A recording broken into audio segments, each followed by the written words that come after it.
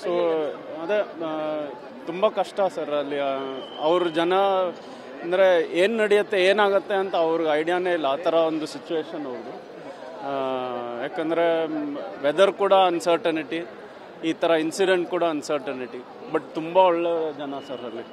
ನಮ್ಮನ್ನ ನೋಡ್ಕೊಂಡಿದ್ದು ಮುದಾಸಿರ್ ಅಂತ ಒಬ್ಬರು ಡ್ರೈವರ್. ಬಟ್ ಅವ್ರು ಅಂದಿದ್ದು ನಿಮ್ಗೇನಾಗಲ್ಲ, ನಾನು ಸೇಫ್ಟಿ ಗ್ಯಾರಂಟಿ ಕೊಡ್ತೀನಿ ಅಂತ. ಅಷ್ಟು ಚೆನ್ನಾಗಿ ನೋಡ್ಕೊಂಡ್ರು ನಮ್ಮನ್ನು.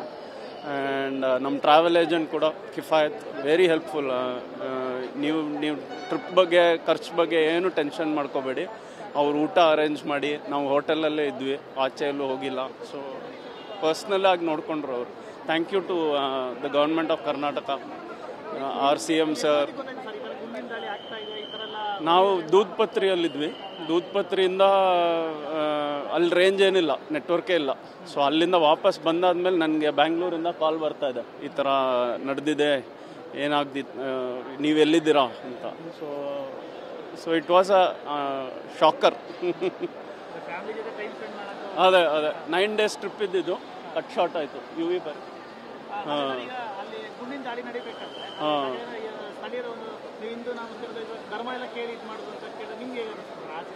ಬಟ್ ಆ ಥರ ಏನಿಲ್ಲ ಸರ್. ಅಲ್ಲಿ ಎಲ್ಲ ಮುಸ್ಲಿಮ್ಸ್, ಹಿಂದೂಸ್ ಎಲ್ಲರೂ ಒಟ್ಟಿಗೆ ಇದ್ದಾರೆ ಅಲ್ಲಿ.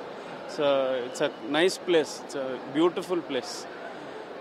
ನಮ್ಮ ಜನನೇ ಅವರು ತುಂಬ hospitality is best at Kashmir. ವಾಪಸ್ ಹೋಗ್ತೀವಿ, ಖಂಡಿತ ಹೋಗ್ತೀವಿ. Let the situation get better, we should go. ಅದ್ರ ಬಗ್ಗೆ ಗೊತ್ತಿಲ್ಲ sir. But thanks to the government of Karnataka, government of India, our CM sir for arranging this flight. We are 4 of us. We went as 4, we are back as 4. It's because of the government of Karnataka today. Thank you. Santosh Lad sir personally was in touch with me.